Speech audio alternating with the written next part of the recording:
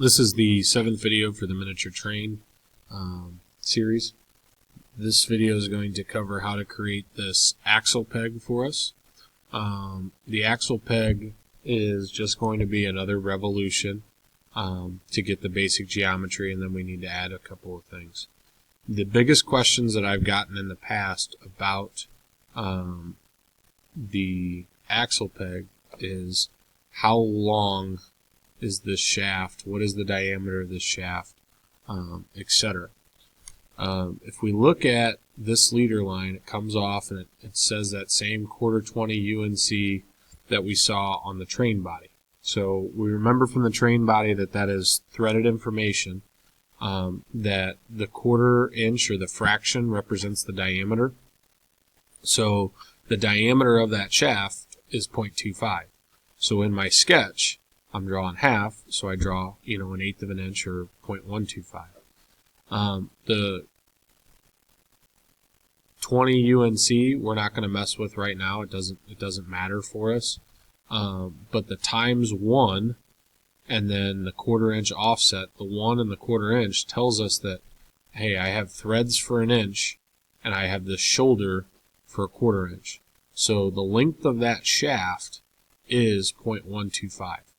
Okay, and then I just add, this information that I have for the head of the bolt. So the overall height of this part would be 1 1/8", or 1 1/4", I'm sorry, plus 1/8 of an inch, which is 1.375.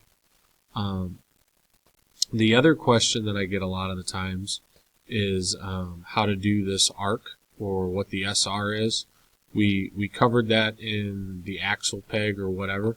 But if you look right here, I just did a 3-point arc, my starting and my ending point being where all these lines end up, and then defining the radius as being 0.236.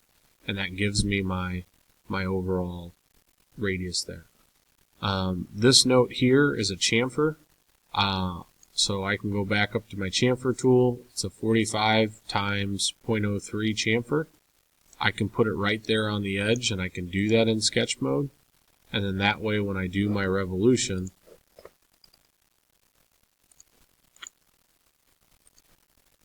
it is revolved around the bottom here. Okay? Threads is actually pretty easy. If I just click on thread, and I click on, it's taking a second, and I click on the cylinder, I can now kind of mess around with the length of the threads, and I don't necessarily need to specify the offset if I've already done that in my model. So 1 inch, I know that shaft is 1 1/4 inches long, so the offset doesn't matter. So that's actually just done. We're good to go on that. Okay, and then I need to create a sketch off the top of my part. So what I'm doing here off the top is I am creating I'm creating this hex head.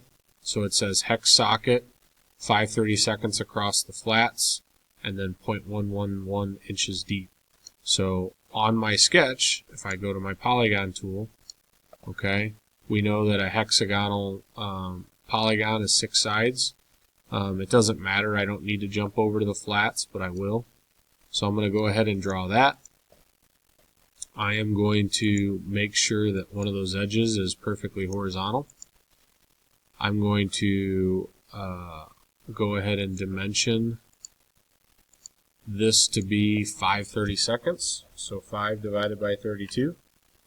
And that's all I need to do for that. And then it's just simply extrude cutting it.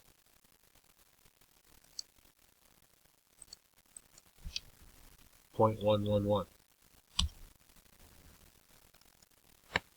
Okay. I think I'm going to make this part gold. I'm going to go ahead and save it to my correct folder. And this one's labeled axle peg. That's that video.